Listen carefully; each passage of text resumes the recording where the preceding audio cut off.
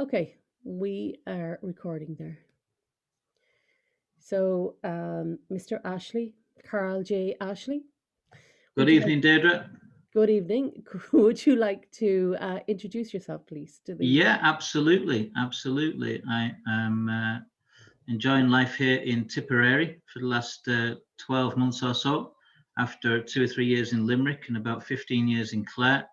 So about 20 years in Ireland altogether. Published author and writer and father of four. I've got a couple of startup companies, both employed and self-employed. And I love writing books, and I love being a communicator, I suppose. So it's been a passion of mine. And in terms of the most sort of recent 18 months or so, what we've experienced in Ireland through lockdowns and restrictions on our movement, restrictions on our freedom, has brought me to a place where I decided to launch an online kind of peer group, basically aimed at guys who had been through bereavement, divorce, separation, addiction, depression, and all that kind of good stuff, but not exclusively for those things, but as, yeah, kind of an online peer group, if you like. Cool. What's it called? I called it MenScape, which is just an abbreviated version of mental health landscape. But with it being mostly aimed at guys, it kind of made sense to call it MenScape. And that's part of an overall concept called the Truth Clinic, Dee, where I'm going to be also promoting a business to helping people write their books. So I've got this philosophy that everyone has a story to tell, especially people that have overcome hardships and life-changing experiences. And there's a lot of people out there have a story to tell, but they maybe lack the proofreading or the copywriting skills or the grammar, punctuation, and the little kind of details which would discourage them from publishing a book. So as part of the overall sort of umbrella of the Truth Clinic, I'd love to be able to help people tell their story, get a story shared to a wider medium, and through the Menscape, provide a forum and a platform for men's mental health awareness. Okay, so you've got the group for the men's mental health, the Menscape. Mhm. What is your the other thing you said was the books, writing the books. That's The called right what? coach, the The right Write coach. Coach. Is that Yeah. open to everyone or just men? No, I think it's pretty much anyone who has a story to tell but doesn't know where to start or how to go about it. And I think that there's a lot of people, as I say, out there that have a story to tell, but they may be lacking the confidence.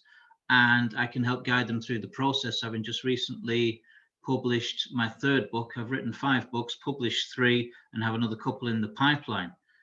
So I'd love to be able to bring that experience to the table to help people bring their story to life. Is there a particular genre? No. No. But So having said that, my stuff is mostly non-fiction narrative. So, with the exception of a sci-fi book I'm writing, it's mostly about telling it like it is. So, for the first book I wrote, the themes were taking up a mindfulness practice to help deal with addiction, depression, codependency, victimhood. And the second book again was a non-fiction narrative, although that was kind of going back to the 90s and traveling 3/4 of the way around the world on a romantic expedition. And the third book was again surviving and documenting the process of going through the bereavement of my father, my marriage separation, the breakup of my family, and undergoing a process of emotional healing. you know so I've kind of gone, as I like to say, from being a pint swilling, spliff smoking, pool sharking, jukebox playing Manchester lad with a twinkle in his eye to collecting crystals and sitting meditating with crystal balls. So quite a transition, you might say. just a small transition. Oh boy, what's next? Here's another one. We've Very got good. clear quartz, we've got goldstone, and one of my favorites, a Preseli. Mm-hmm. Yeah. Beautiful crystals.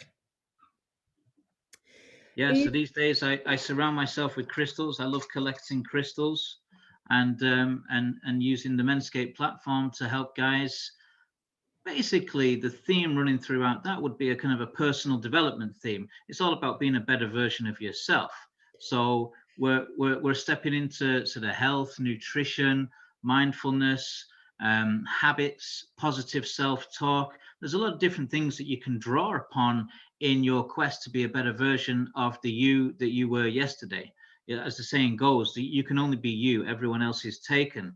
So it's all about acceptance, self-love, self-care, self-nurturing, and that's been part of my own story and the story that I've told through the Mancunian Buddha, the third book that I've published, where I literally had to have my life fall apart to break my heart open wide for me then to be able to start to love myself, Hmm. and accept that everything happens for a reason, accept that there's a better future in prospect if only I want to choose it, and to start making the choices that are better for me rather than trying to look for approval and for happiness outside of myself. And once I've been able to do that, I feel, it's something I can help other people with. The legacy of the last 20 years or so has been pretty much embarking on a healing path from unhealthy behavior patterns, addictions, drinking, smoking, gambling, in relationships, victimhood and codependency. And a lot of these behavior patterns were unconscious or subconscious. So you have to actually take a look at yourself and figure out, well, how did this happen, or why did this happen, and kind of unlearn those behaviors. So, like, all of that sounds very easy and very complicated at the same time. I mean, you know what I'm saying? I think it's rooted How? in just present moment awareness, right? So if you take every day as it comes, if you focus on the breath, the breathing, your inhalations, your exhalations, sitting in stillness, meditating, it doesn't work for everybody. I found swimming was like a meditation practice because the only thing that was on my mind was just getting from one end to the pool to the other. And I'm literally emptying the mind of the thoughts and the worries and the problems and the anxiety and the things that were maybe occupying my thoughts and preventing me from stepping into being that best version of myself, Yeah. if that The makes any sense. Yeah, it makes sense. Did you have any previous skills or courses or whatever that is that got you to this space to be able to do that and to be able to help people in similar situations and mental health Hmm. with men and so on? Yeah, good question. Not really. I've always been interested in Buddhist philosophy. I studied philosophy at school. I've always been a writer. I've always written poems and articles, and I've always been a keen student of human behavior. So I've always naturally inclined to psychology and philosophy. And I got my degree in Leeds in '96, and I was a keen student of the philosophy and the psychology, and then promptly got a job dealing blackjack and roulette in a casino. I steered away and shunned academic life. I didn't want to pursue that. I was thoroughly disillusioned with it. But I've always been a student of human behavior, and the University of Life taught me a lot more than the University of academic subjects, shall we say. And I've always been drawn to what interests me. And I've always been a highly sensitive individual. And growing up in the 70s in Manchester, being sensitive wasn't necessarily a good thing, a good attribute to have. In fact, a lot of the defense mechanisms I created in my childhood were about learning to hide it or mask it or not appear to be vulnerable or sensitive, to try and appear a bit tougher and a bit more aloof and a bit harder and a bit cooler than I actually was. And so again, that honesty and that vulnerability when I had a kind of an emotional breakdown in my 40s, that was one of the things I looked at and I said, you know what? Hang on a second. If I'm sensitive, so I'm sensitive. Why not embrace that? Why not just be that? Why not allow that to be as it is and as you are, and stop trying to be anything other than who you are and what you are?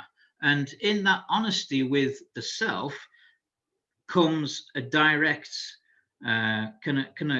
commitment to the truth. So once you're committed to being honest with yourself, you can naturally um, relate that out to the world outside of you, in your relationships with your family, the people you meet, your work. And I tell you, I lost a lot of people on the way, Dee, a lot of good people who I was friends with and people I loved. I lost a lot of them just through that commitment to honesty and truth.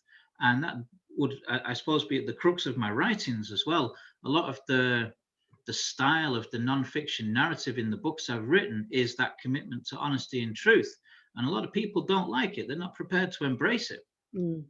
Yeah, like the authentic self, like just being who you be and expressing it freely, like. Yeah, I wouldn't gratuitously try to insult people or upset people or offend people, but it seems to happen quite naturally for me. Hmm. Just by telling my truth as it is for me and observing what I see and being honest about what I observe.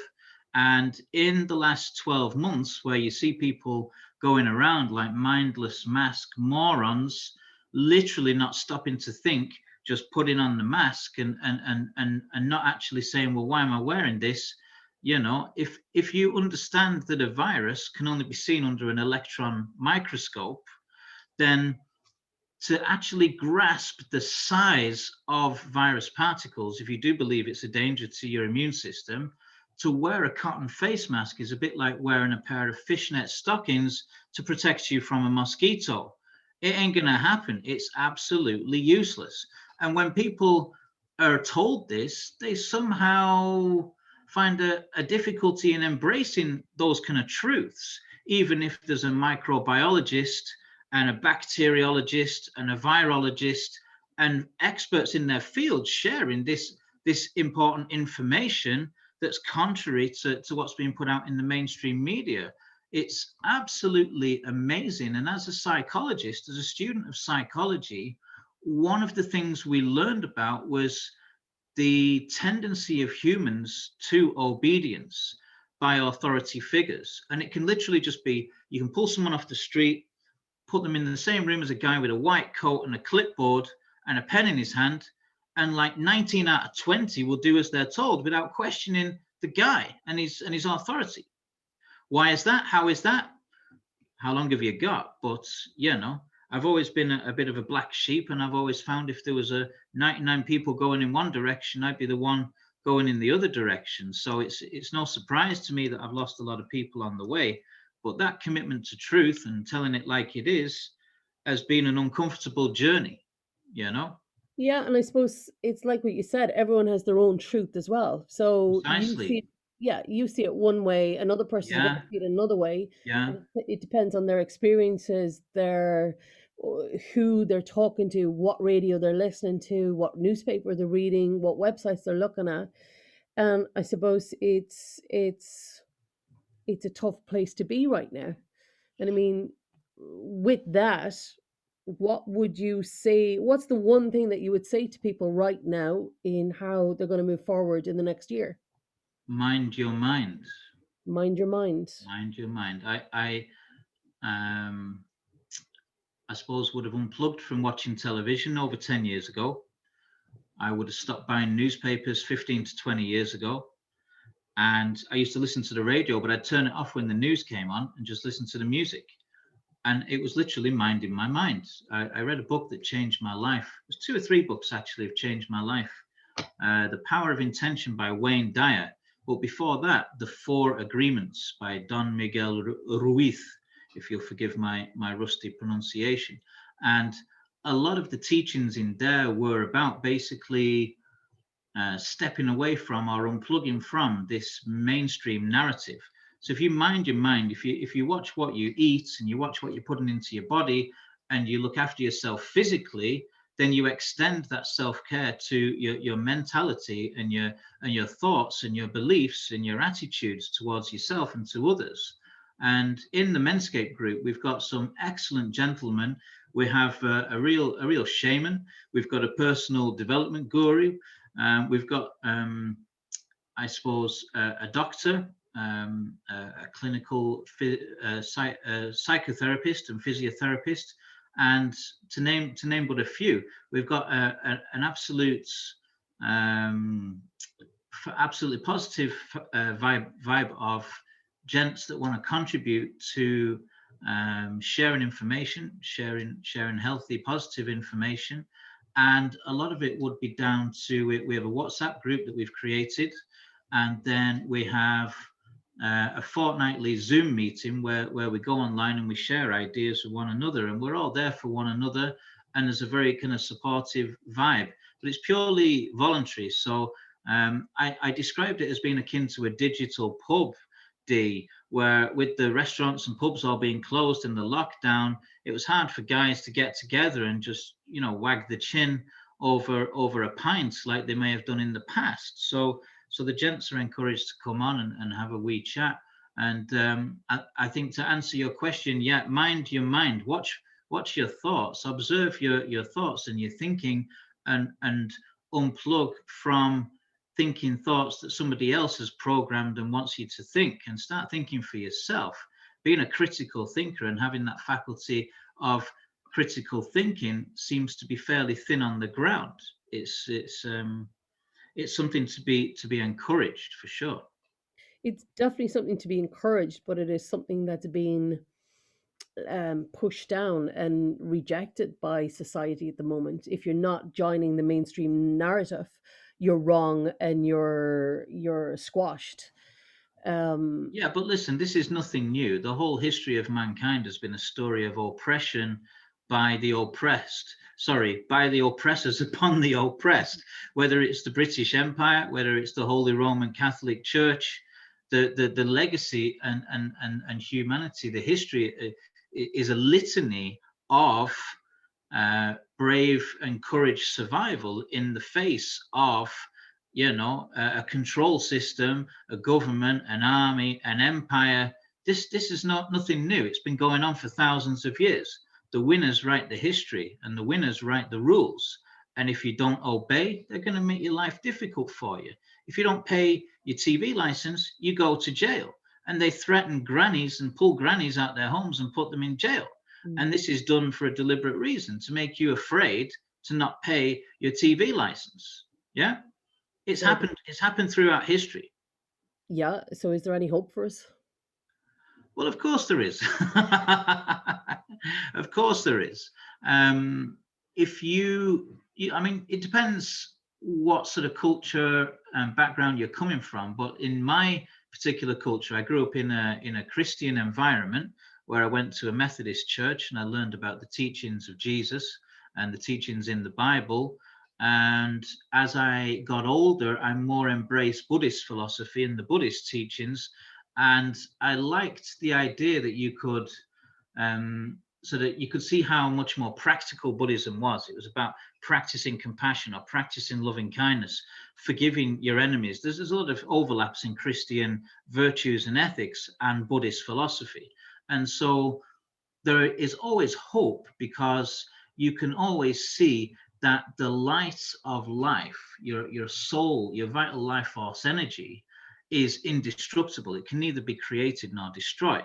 And it's not too far a leap to go from there to say, well, reincarnation and the reincarnation of that soul and that vital life force energy into a rebirth, a being, a human, an animal, or whatever.